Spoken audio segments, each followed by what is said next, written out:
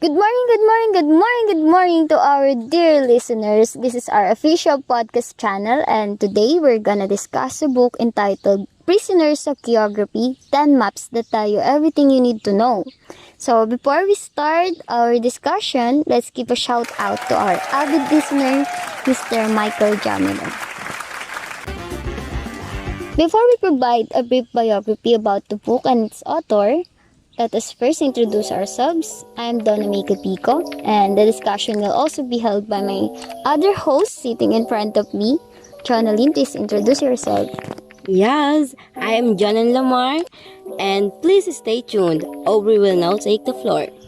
Oh hi, I am Aubrey SEGUI, and now let's begin the discussion.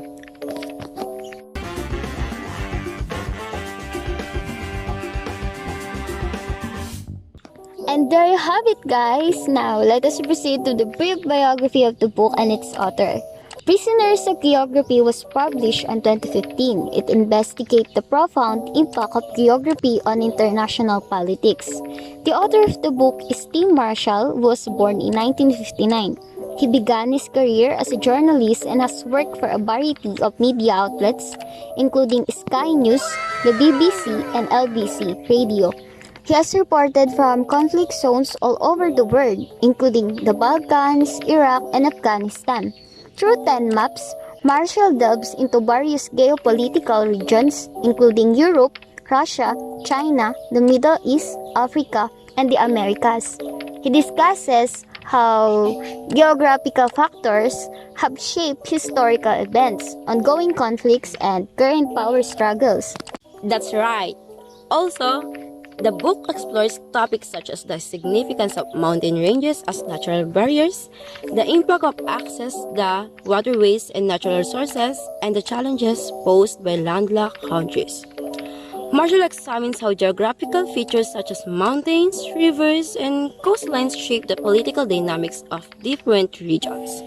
He argues that geography plays a significant role in determining a country's security, resources, and vulnerabilities, ultimately influencing its relationships with neighboring nations and the wider world. In addition to that, Prisoners of Geography presents a compelling narrative that emphasizes the significance of geography in understanding global politics. It also highlights the limitation and opportunities imposed on nations by their geographical circumstances and provides readers with a fresh perspective on geopolitical dynamics.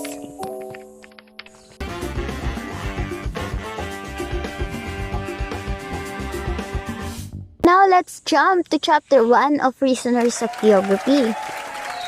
If we think of this chapter, the chapter delves into the historical context and current geopolitical dynamics of Russia, highlighting how its geography has shaped its political realities and foreign relations. Marshall begins by emphasizing Russia's immense size and its lack of natural barriers. With borders stretching from Europe to Asia, Russia is exposed to potential invasions from multiple directions. The absence of geographical barriers has also made Russia historically vulnerable to external threats, prompting a strong focus on national security and territorial defense. The author, on the other hand, discusses the significance of Russia's vast plain, which has facilitated both military conquests and invasions throughout history. The absence of significant mountain ranges or deserts allowed for the expansion of Russian influence, but it also exposed the country to invasions by various European powers. Do you have any more idea, Jonalyn? Marshall points out that this historical context has fueled Russia's desire for a buffer zone, seeking to maintain control over neighboring territories as means of defense. The chapter also explores the role of rivers in Russia's geography, particularly the Volga River. The Volga serves as a critical transportation route, connecting the country's major cities and enabling the movement of goods and people.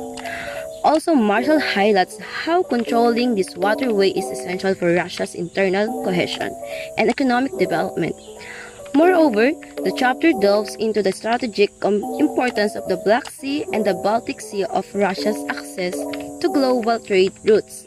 The control of these seas has been a crucial objective for Russia's leaders throughout history, allowing them to project power and protect their maritime interests.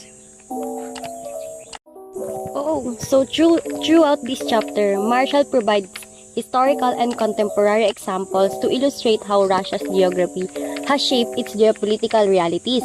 He examines the country's interaction with neighboring countries, its relationship with the West, and its pursuit of influence in regions like Central Asia and Caucasus. By focusing on Russia, the opening chapter of Prisoners of Geography demonstrates the intricate relationship between a nation's geography and its political behavior. It highlights the unique challenges and opportunities that Russia faces due to its vast size, lack of natural barriers, and strategic locations. The chapter sets the stage for the rest of the book, where Marshall explores the impact of geography on other regions and countries worldwide. Pagbangon tayo. Para kanino ka bumabangon? Babangon tayo, susulong tayo, babangon tayo, susulong tayo, babangon tayo, susulong tayo, babangon tayo, susulong tayo, babangon tayo.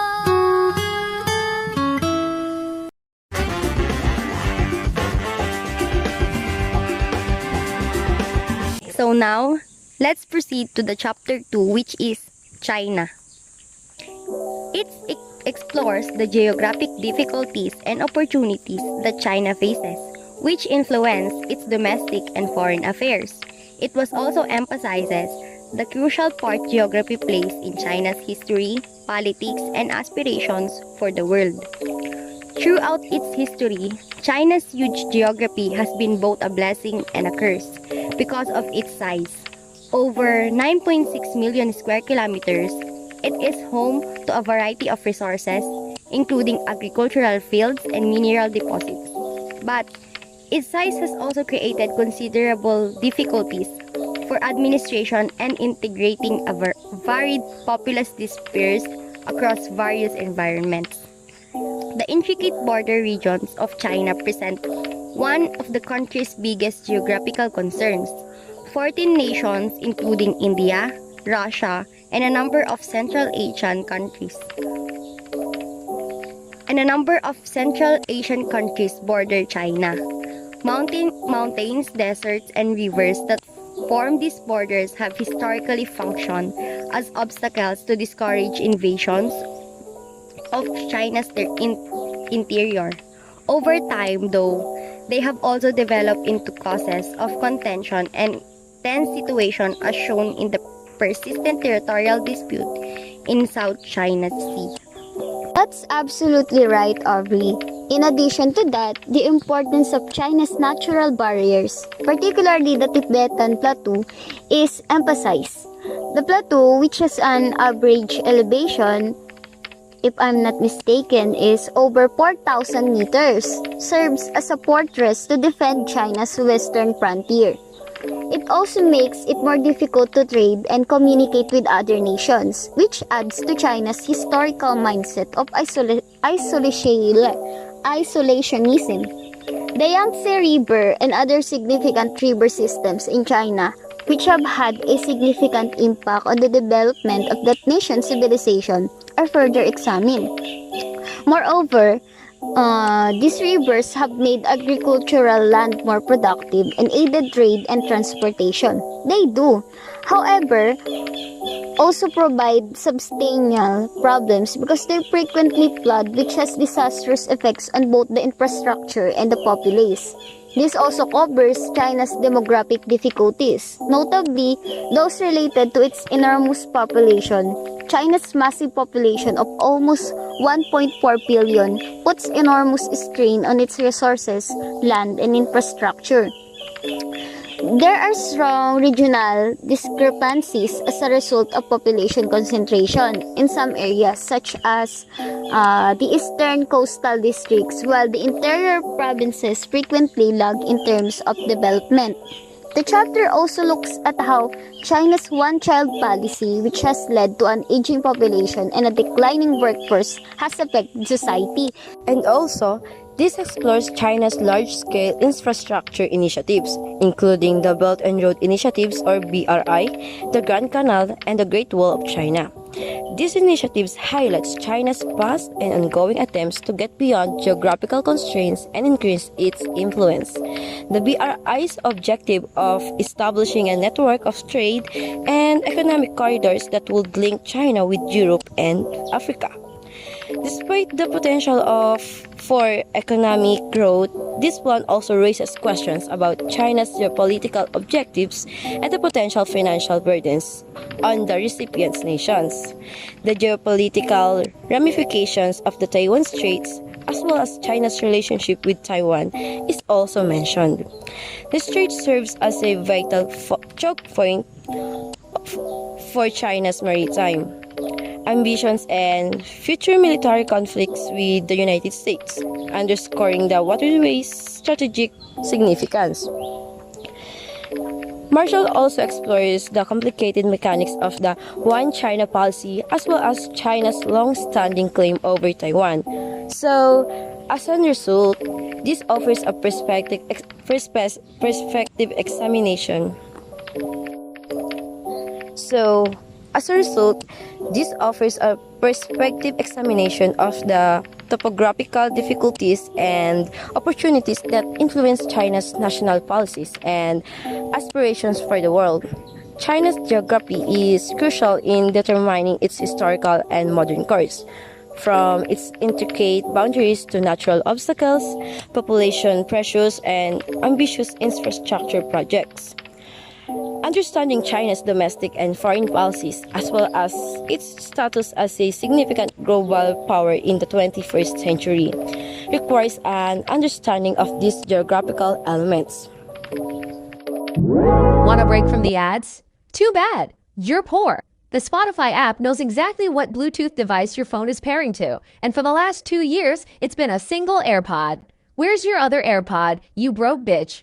I already know that left AirPod is crusty as hell right now.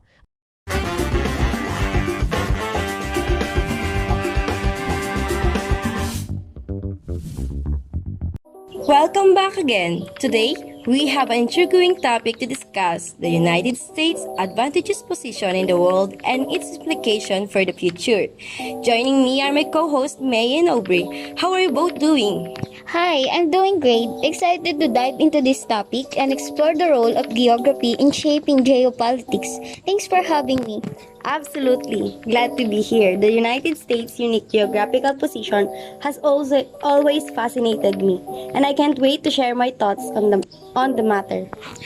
Fantastic! Well, let's jump right in. Marshall's book highlights the exceptional advantage that the United States gained from its geographical location.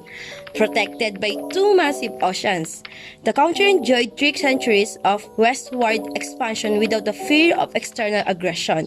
What are your initial thoughts on this?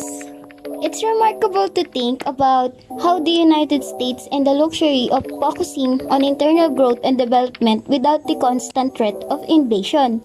This allowed the nation to flourish politically and economically, reaching its full potential.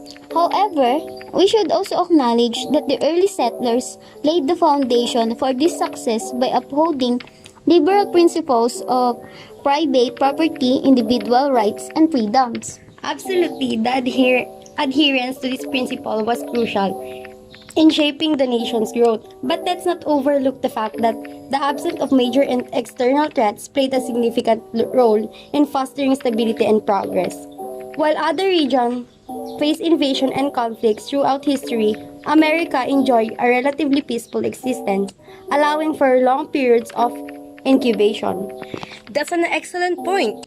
The absence of external aggression allowed the United States to develop its own unique form of exceptionalism. Yet, it's essential to recognize that internal challenges such as the Civil War tested the nation's resilience. Nevertheless, America emerged stronger, providing its ability to absorb shocks and adapt to change. Absolutely. And speaking of geography, let's not forget the peaceful coexistence between the United States and its northern neighbor, Canada. The longest shared border in the world has been characterized by peace and cooperation. It's a testament to the similarities and common interests between these two nations. That's true. The United States and Canada have managed to cultivate a strong relationship despite their differences. Moreover, the vast inhabitable land along the northern border acts as an early warning system, providing an added layer of security. And on the other hand, the southern border with Mexico presents a different set of challenges. It's a preamble border, which means that there are genuine concerns regarding illegal immigrations, drug trafficking, and other security issues. However, it's crucial to separate real dangers from imagined ones, as the Cold War era fears of a Chinese invasion through Mexico were based on unfounded claims. Absolutely. We must avoid exaggerating threats based on misinformation. It's vital to address the legitimate concerns and find comprehensive solutions that balance security and cooperation. Agreed, the geopolitical landscape is continually evolving, and it's crucial for the United States to adopt its policies accordingly. Looking ahead, Marshall argues that the future will be an intricate dance between the emerging Chinese superpower and the still vibrant and critically relevant America. How do you see this dance playing out? It's undeniable that China's rise as a global power will impact the United States' position on the world stage. However, I believe that America's geographical advantages, combined with its political and economic success, will enable it to maintain a stable and influential role. It's crucial for both nations to find common ground and nurture shared interests while containing revival. Absolutely. The United States has a robust foundation built upon its geographic advantages, political system, and values. As long as it continues to adopt, innovate, and engage in diplomatic efforts, it can navigate the complexities of the 21st century and maintain its position as a leading global power. I agree. The dance between China and the United States will be a delicate balancing act. Both nations have immense influence and resources, and their cooperation will be pivotal in shaping the global landscape. It's an exciting time, and I believe the United States is well equipped to face the challenges and opportunities that lie ahead. Well said, both of you. It's fascinating to consider the impact of geography on geopolitics and how the United States' fortunate position has shaped its history and future prospects. As we conclude this episode, any final thoughts from both of you? I think it's important for us to remember that geography is just one piece of the puzzle. While it offers advantages, it's ultimately the actions, decisions, and values of a nation that determine its trajectory. The United States, on the other hand, must continue to nurture its strengths while adapting to an ever-changing world. Absolutely, geography provides opportunities, but it's the people, institutions, and policies that truly shape a nation's destiny. The United States has come a long way, and its ability to navigate the complexities of the future will determine its place in the world. Thanks for that. Better than you. With Spotify Premium, you can download and pull up your playlists anywhere. Take advantage of offline listening and let your playlists take over, one song at a time. Upgrade to Premium now and get 3 months free. Tap the banner to learn more.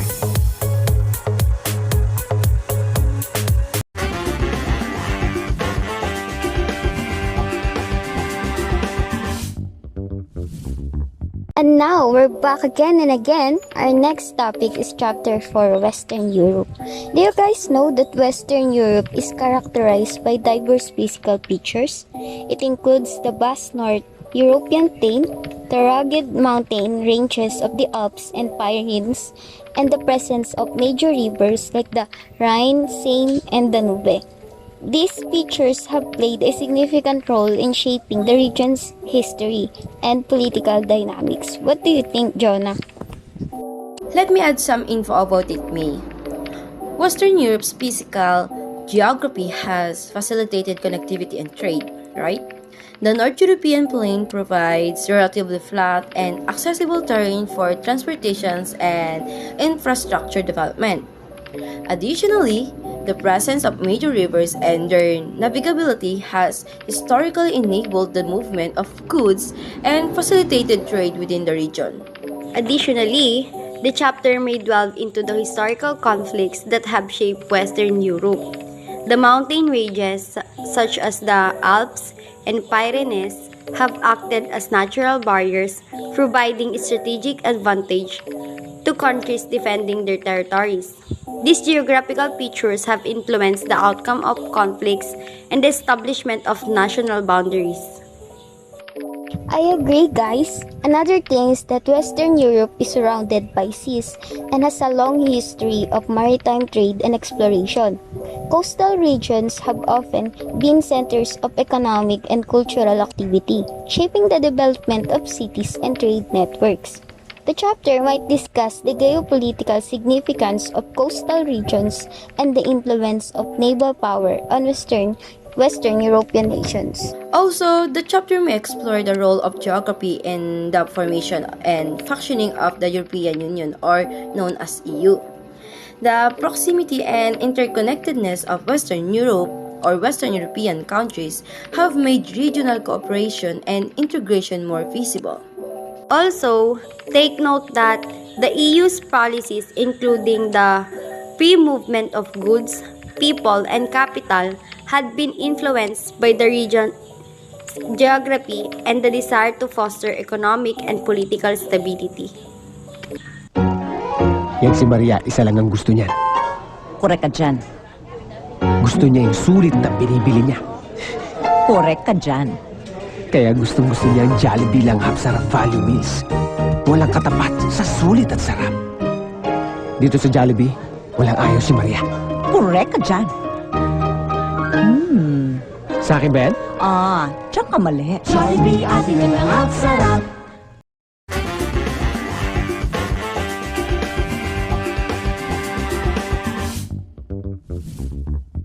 We're back at it again. Now, let's talk about Africa and the distinct geographical problems it encounters. Marshall dives into the physical diversity of the continent, its colonial past, and how geography still influences the political, social, and economic reality. Africa is a large and diversified continent that includes mountains, rivers, savannas, deserts, and rainforests. It highlights the importance of geography in understanding Africa's intricate political dynamics.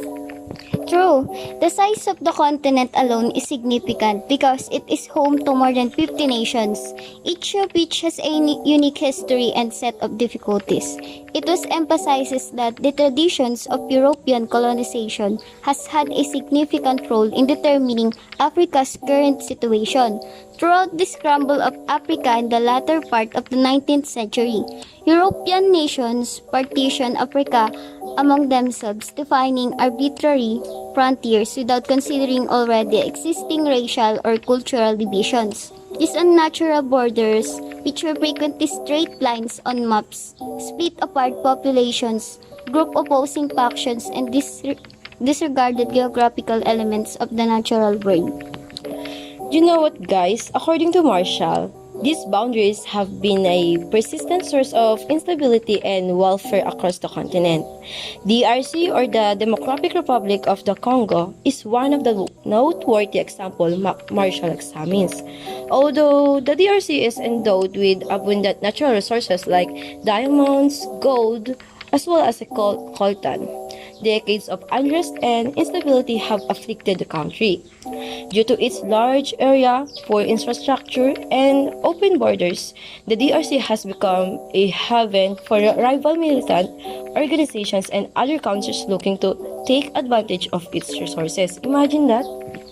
It was also emphasized that the DRC's geographical difficulties, such as its deep jungles and lack of rivers that are navigable, have made it challenging for the central government to impose control and uphold stability. He also mentioned how Africa's geographic location affects the continent's economic growth. He points out that Africa's extensive deserts that include the Sahara as well as its deep rainforests have made it more difficult for diverse region to link economically, since transportation and trade relationship have been hampered by these natural obstacles. Real economic cooperation between African nations has been challenging. The issue of water scarcity that exists in many places of Africa is also mentioned. The rivalry for few water sources increases as the continent's population is expanding quickly. The disputes over who has access to water have occasionally broken out within countries. For instance, the Nile River that passes through several nations has been the subject of disputes as nations compete for control of its waters. I think this also explores the problem of failed government and poor governance in Africa. You know why? Because it contends that the emergence of weak or failing governments has been influenced by the interaction of numerous ethnic groups, artificial boundaries, as well as a history of colonization, right? These nations struggle to maintain dominion over their regions and offer their people to most basic amenities. Marshall argued that geography significantly contributes to the aggravation of these issues. Since tough terrain and sparse infrastructure make it more difficult to government entities to expand their influence.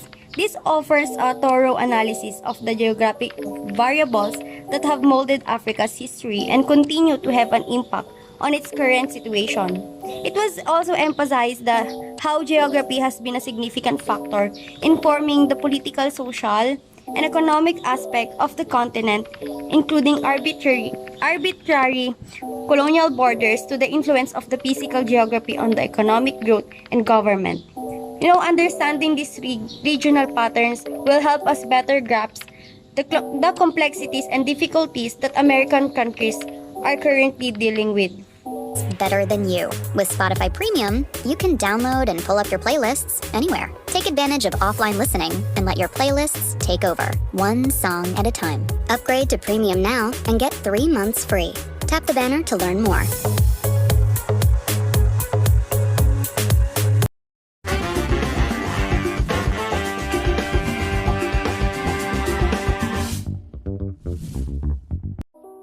Today, we delve into the complex landscape of the Middle East and its ongoing geopolitical chaos. But before we start, what can you say, Aubrey and May, on this topic? I'm excited to dive into the intricacies of the Middle East and discuss its historical context and contemporary challenges. Likewise, I'm looking forward to exploring this topic. The Middle East's complex dynamics have far-reaching implications, and understanding its history is crucial in comprehending its present state. Let's get started. Absolutely. Marshall's book provides an insightful primer on the Middle East, shedding light on its historical background and the current state of affairs. He emphasizes that each state in the region, with the exception of Iran and Turkey, lacks a compelling reason to exist as it does today. What are your initial thoughts on this? It's a striking observation. The formation of modern Middle Eastern states was heavily influenced by external factors such as colonial powers and the interests of oil companies. Without their valuable oil resources, some of these states might have been absorbed into larger entities or might not have had a significant presence on the world map at all. Indeed, the borders drawn in the Middle East were often arbitrary and did not consider the region's historical, ethnic, or religious realities. As a result, we see countries like Syria and Iraq struggling to maintain stability and cohesion. Lebanon, too, has faced challenges stemming from its troubled colonial past. It's remarkable that Jordan and Israel have managed to persist despite the surrounding chaos. That's true. The Middle East is a hotbed of territorial disputes, and various ethnic groups, such as the Kurds, are fighting to reshape the boundaries that were imposed upon them. The absence of a recognized homeland for the Kurds has fueled their determination to assert their identity, often leading to conflicts with the countries they inhabit. Another significant aspect is the religious divide within Islam in the Middle East. While the Sunni branch represents the majority of Muslims worldwide, the Middle East does not reflect this proportion accurately. The region is divided between Sunni and Shia factions, which often struggle to find common ground and contribute to the ongoing conflicts and radicalization. It's disheartening to witness the lack of moderate voices in the Middle East, particularly as radical interpretations of Islam gain prominence. The historical and geopolitical factors that shape the region have contributed to the absence of a cohesive middle ground. The result is a fertile ground for conflicts and extremism.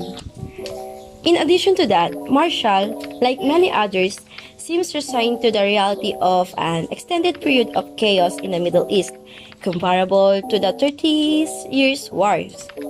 The region's history, marked by empires and exploitation, leaves us wondering what kind of order can emerge from this unfolding turmoil. It's a sobering thought. Just as Africa faced the consequence of its colonial past and artificial borders, the Middle East history of empires and externally imposed order has left lasting scars. The traditional nation-state model may not be sufficient to address the region's complex challenges. Absolutely. The Middle East future will require innovative approaches to governance, identity, and stability. The unfolding chaos poses profound questions about the possibility for a new order that can bring lasting peace and prosperity. Well said, both Aubrey and May. The Middle East remains a region of immense importance and challenges. Understanding its history and complexities is crucial for anyone seeking to apprehend the current geopolitical landscape. As we conclude this episode, any final thoughts from each of you? I believe that fostering dialogue, inclusivity, and understanding among different ethnic and religious groups is vital in building a more stable and prosperous Middle East. It will require collective efforts from within the region and the international community.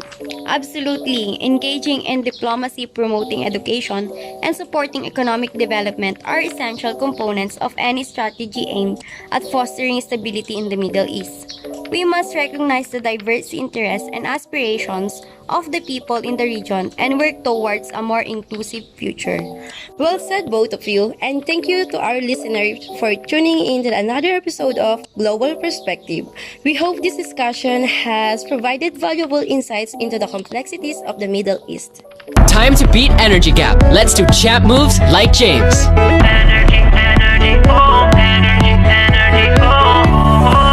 Low energy, matamlay. Low focus ka, baka energy gap yan. 4 out of 5 kids have it. Energize! Start your day the champion way. Be energy gap. Be energy gap. Drink Milo every day. Milo every day.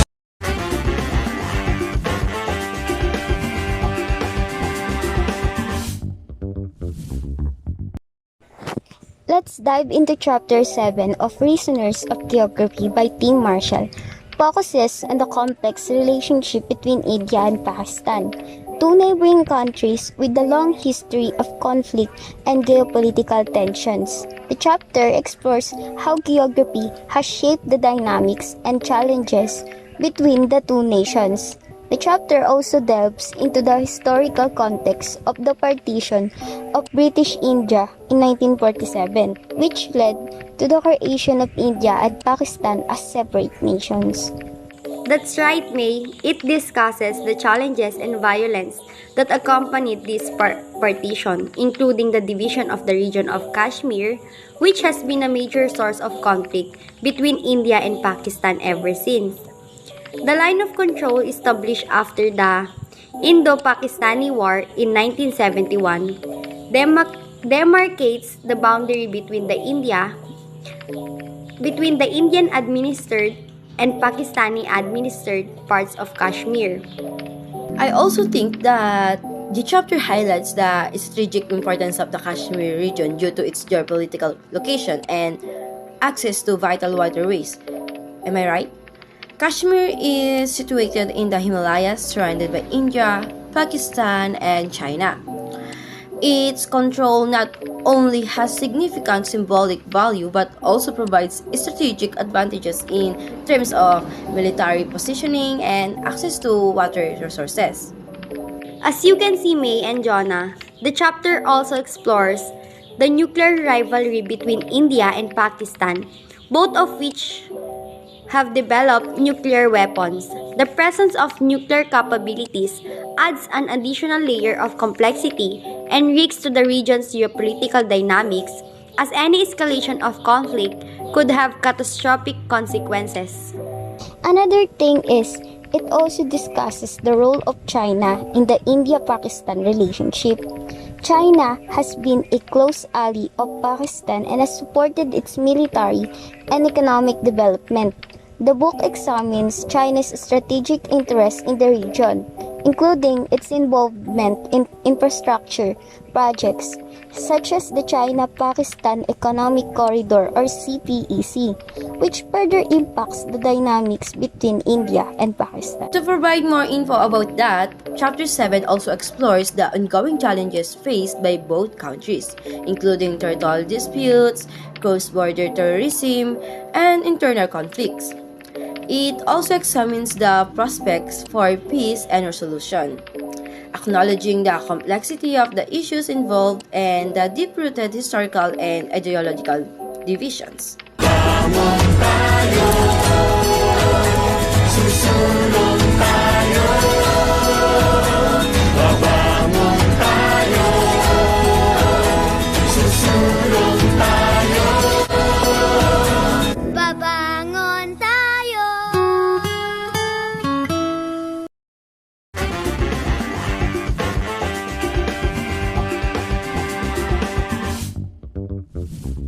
Now, let's talk about Korea and Japan. It highlights the significant impact of geography upon their political as well as security situation, from the split Korean peninsula towards Japan's strategic islands location. The Korean peninsula, which has historically acted as a perpetual theater of conflict for regional powers, he draws attention to the geographical difficulties that North and South Korea, through their hilly landscapes and a small amount of agricultural land, struggle with. I agree with you, Aubrey. He also shows how the historical geography of this region has influenced both defenders and invaders' tactics, and also the current hostilities among the two Koreas. It explores Korea's history, focusing on how it was divided after World War II and the immediate Korean War. He then underlines the 30th parallel's strategic importance as a demarcation line separating capitalist South Korea from communist North Korea. He examines how outside forces like China and United States contribute to the ongoing division and strife in the Korean Peninsula. Tim Marshall also looks at how nationalism, ideology, and strategic objectives interact to shape the circumstances of the region. In Japan, he emphasizes the distinctive geographic characteristics that have influenced the history and security of this nation. The vulnerability of the archipelago to attack and the lack of natural resources are highlighted by him. It was mentioned how Japan's isolated location in the Pacific Ocean has affected both its subsequent aspirations for regional supremacy and its historical isolation. Yes, in Japan's early 20th century imperial expansion, which was motivated in part by a need to protect resources and establish a defense against prospective invasion, he examined the Ryukyu Island, Okinawa's, and Taiwan's strategic value to Japan's drive for maritime security and dominance. He also looks at the effects of Japan's military military aggressiveness such as the attacks of Hiroshima and Nagasaki along with the United States after the imposition of a pacifist policy. He also talks about how Japan became a major industrial power in the post-war era, how vulnerable the nation is as a result of its reliance on imported resources, notably energy. Additionally, the complicated ties that exist among Japan as well as its neighbors, especially China along with South Korea, that have been mostly shaped by old grudge and territorial conflicts. Absolutely. He also underlines the geopolitical complexities and difficulties facing both Korea and Japan throughout the whole chapter. In the region, where powerful nations like China, Russia, and the United States has different goals, he emphasizes the unstable balance of power. I just want to add that when examining this nation's security concerns and alliances, it emphasized the significance of knowing their historical and geographical circumstances. This also offers a thorough analysis of the geopolitical developments in Korea and Japan. Overall, Marshall emphasizes how geographic elements such as geography, closeness to other powers, and availability to resources have influenced these two countries' history, conflicts, and alliances. He provides insights into the intricate interaction between geography and politics in East Asia by looking at the separation of the Korean Peninsula and the strategic difficulties that Japan faces as an island. Yan si Maria, isa lang ang gusto niya. Korek ka dyan. Gusto niya yung sulit na binibili niya. Korek ka dyan. Kaya gustong-gusto niya ang Jollibee lang Sarap Value Meals. Walang katapat sa sulit at sarap. Dito sa Jollibee, walang ayaw si Maria. Korek ka dyan.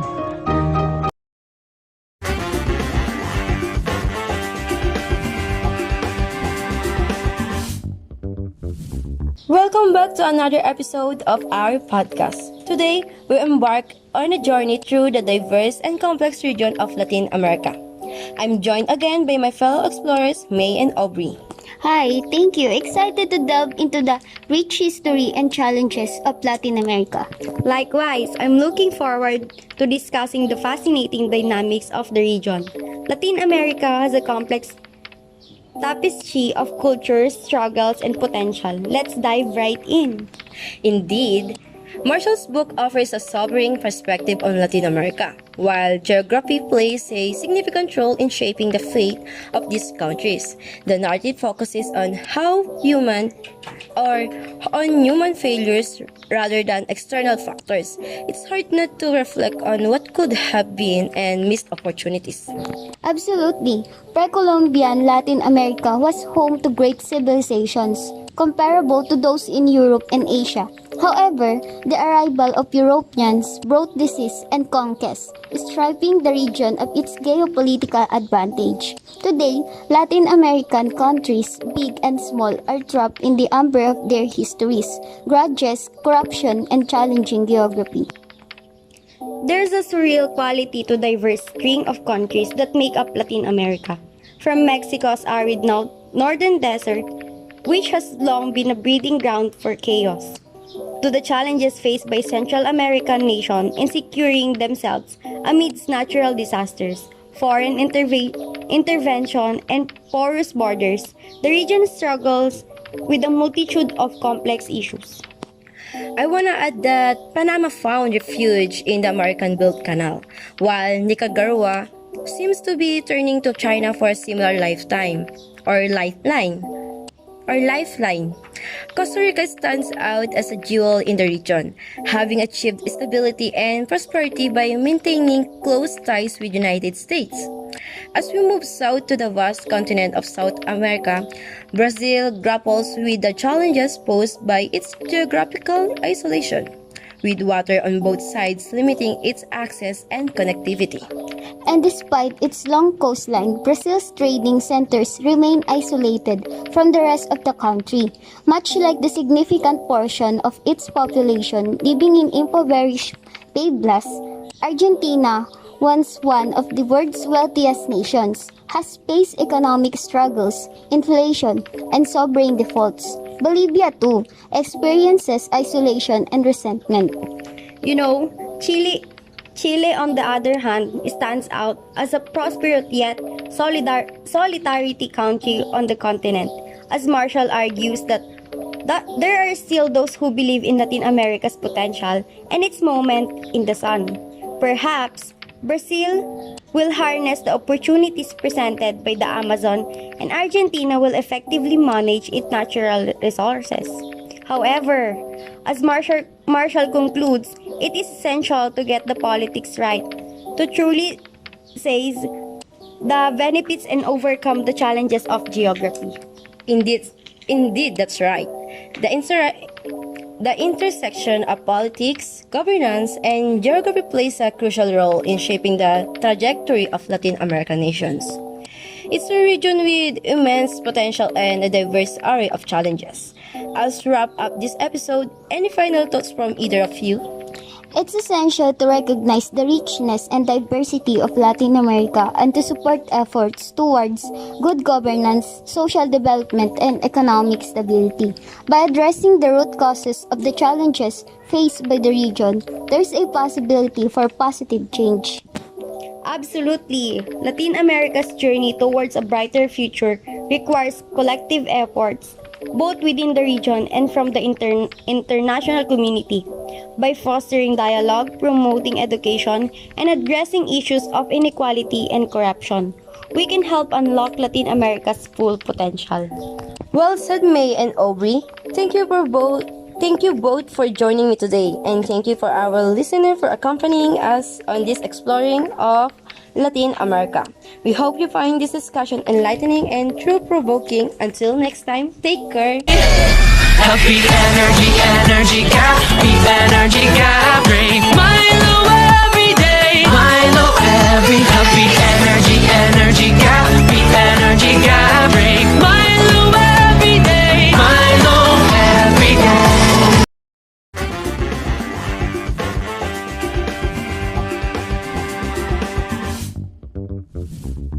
Now we're on the last chapter. The Arctic is a vast and unique region located at the Earth's northernmost part. It is home to several countries including Russia, Canada, the United States, Denmark, Norway, Sweden, Finland, and Iceland.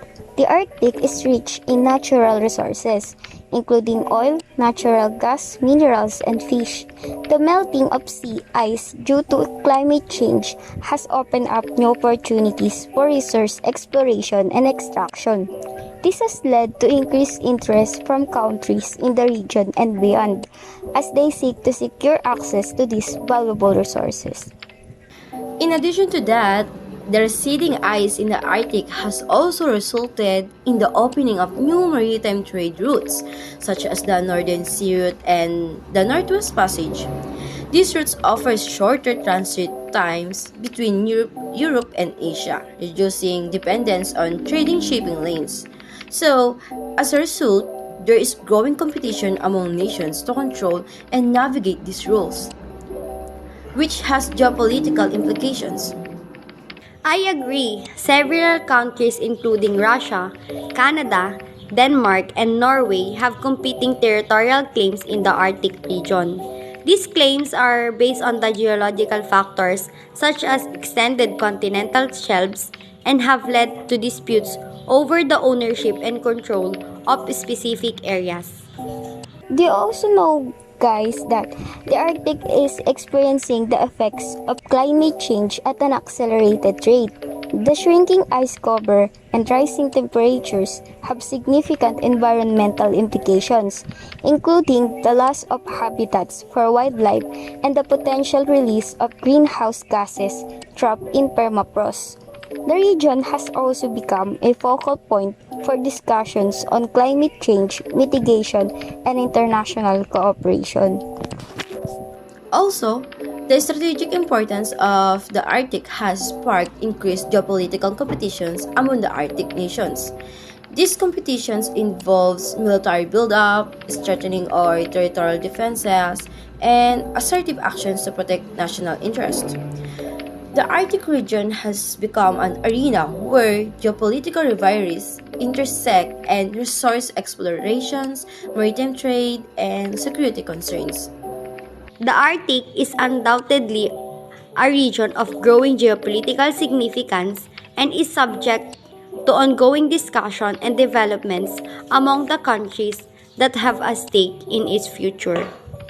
Better than you. With Spotify Premium, you can download and pull up your playlists anywhere. Take advantage of offline listening and let your playlists take over, one song at a time. Upgrade to Premium now and get 3 months free. Tap the banner to learn more.